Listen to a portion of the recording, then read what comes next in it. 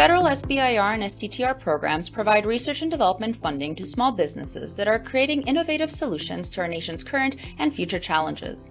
11 federal agencies participate in these programs, and typical Phase 1 awards range from $75,000 to more than $200,000.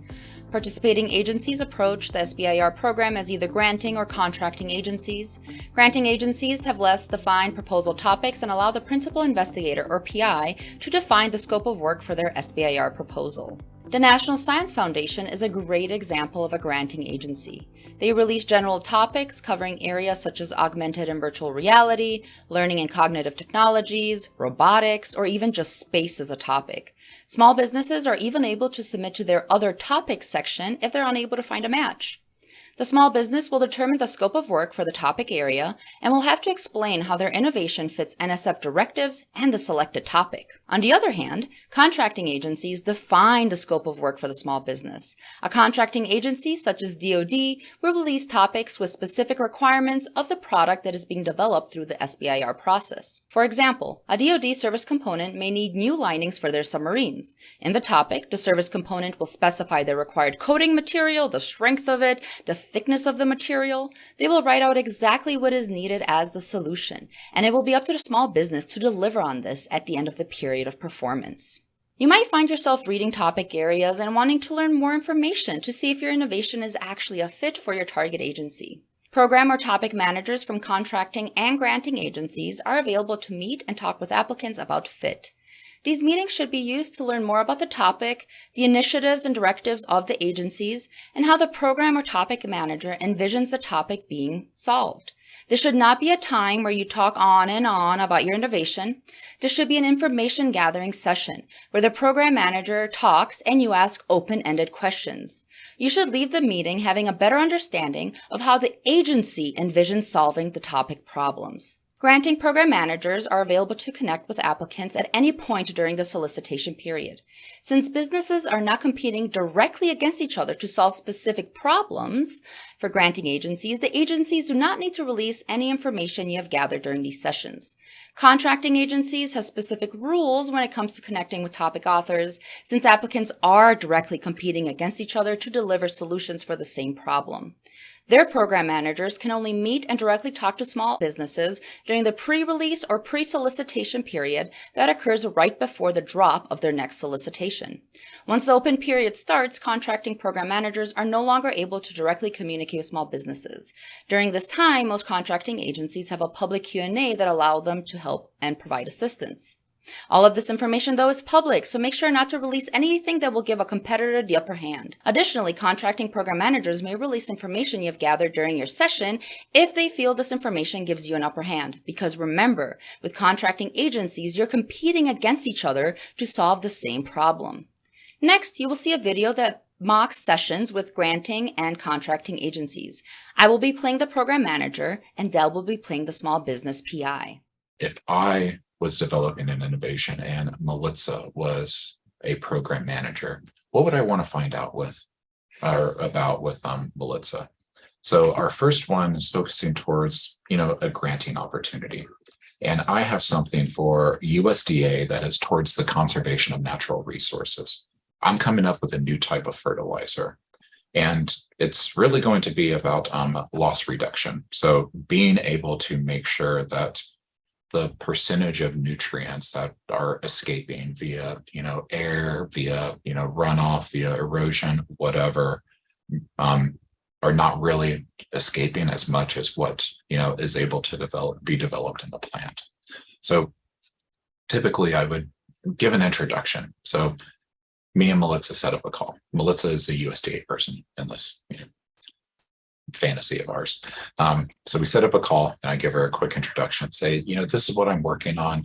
I see from your topic area and the topic area that you manage that when it comes to conservation of natural resources, you're pointing out that, phosphorus and nitrogen are really important when it comes into soil runoff. Are those the only two compounds that you're, interested in? Or are there other compounds that are also critical?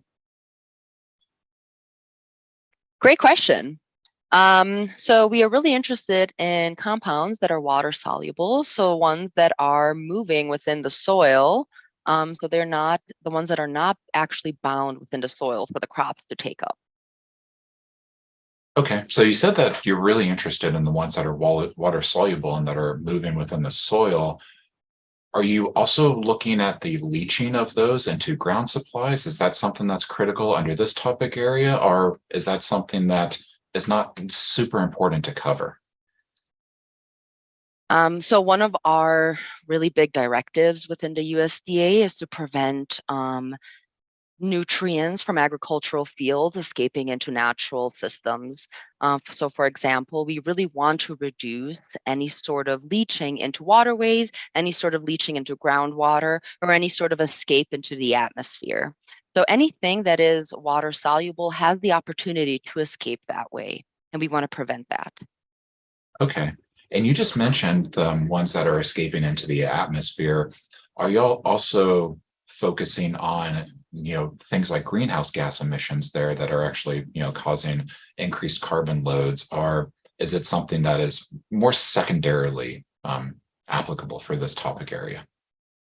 Yes. So with nitrogen, active forms of nitrogen within the soil, they have the ability to transform into a greenhouse gas. And the biggest emitter of that greenhouse gas is actually agricultural fields, which is why the USDA really wants to make sure that we are curbing all of these negative emissions of reactive nitrogen species into different natural systems.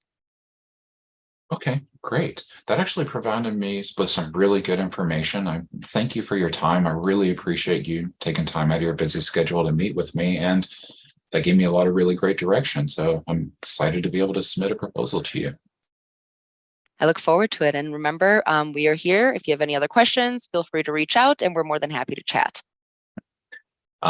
So in that little play there, I asked a couple of questions that helped me define how I'm going to write my proposal, that helped me define, is this, kind of critical? I know that water solubility of the nutrients and, the, molecules, compounds. I'm not a scientist. I'm just a business dude. So I'm going to say some technical crap that you go, that doesn't sound right. That's how I am. But, that whatever, it needs to be water soluble. So if I am targeting, nutrients that are not water soluble, that's going to not be as critical to someone like Melissa at USDA, that's this program manager. So even if it is only something that I partly do, I really need to highlight that in my proposal package. I need to have that as a driver because for them, it's a driver. Also, that it's not just the kind of being able to recapture them into the soil. I have to make sure that it doesn't do runoff into the waterways because that's critical to them. But the collection into the atmosphere definitely sounded like it was very important. So now I know when I'm putting together my information, when I'm saying I'm going to target these nutrients, I'm going to target, these, leaching compounds, if I, kind of focus my information towards my impacts into nitrogen, that is a key driver for them. I know that with what I'm putting together, with my work plan, with my background rationale, with my data, focus on what I do with nitrogen. Doesn't mean that that's all I do.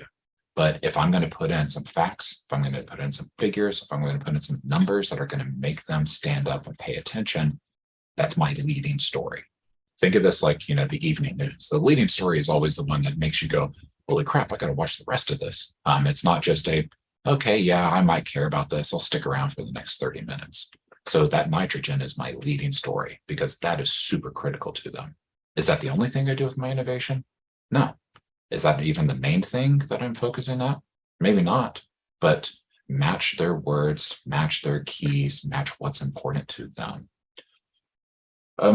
We were going to also do a contracting agency here.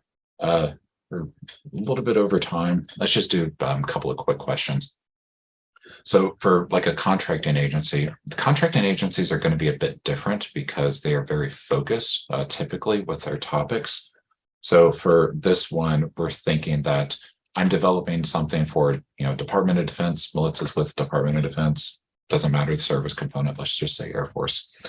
And they are looking for an AI model for energy expenditures And they want, because they spend too much on fuel costs for getting it over to, forward facing bases. So I have something that will be able to give them an offset and let them know what their energy expenditures are versus their cost savings, because for them, cost savings is going to be a big thing. So ring, call up Melissa, have that conversation, give her that, brief overview about what I'm developing. Now I want to drive towards some questions.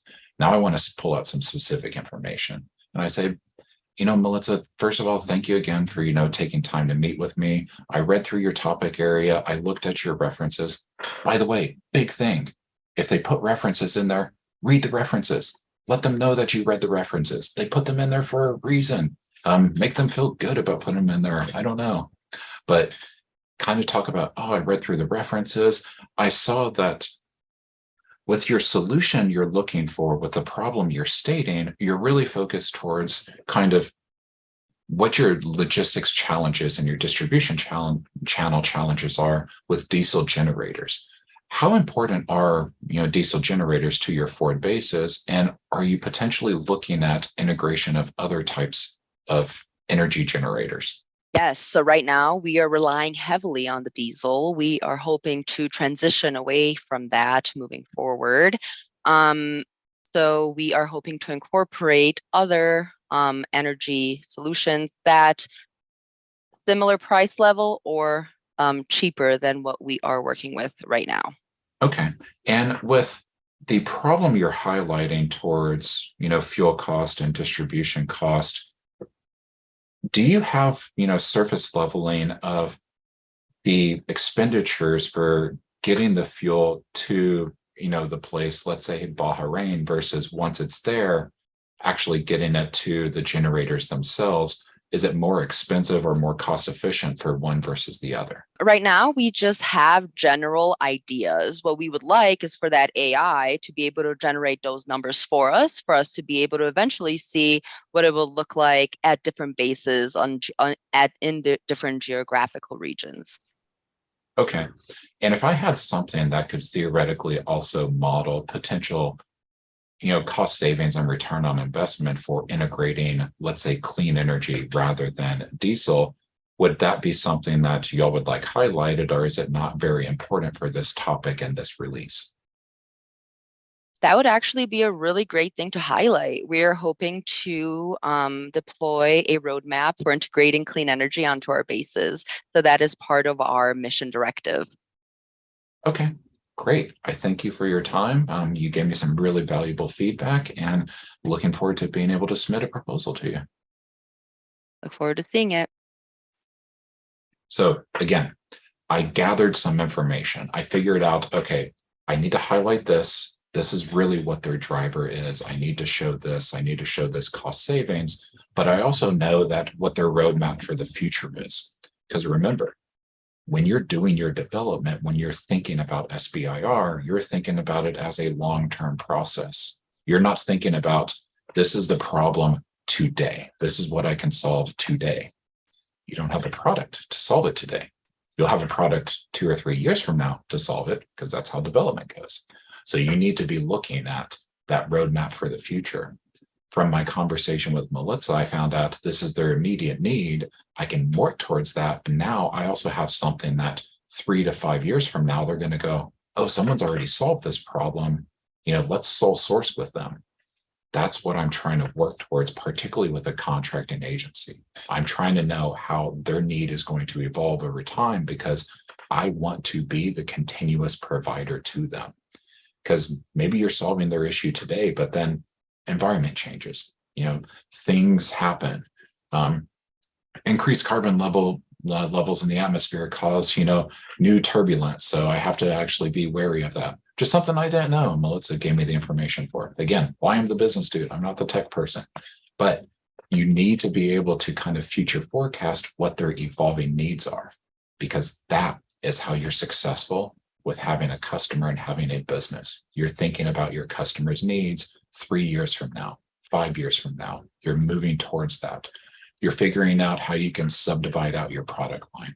You're figuring out the integrations that you can do in the future, the upgrades, the version 2s, okay, well, you have the base model. Here's our platinum model. our platinum model does this, which is now your problem.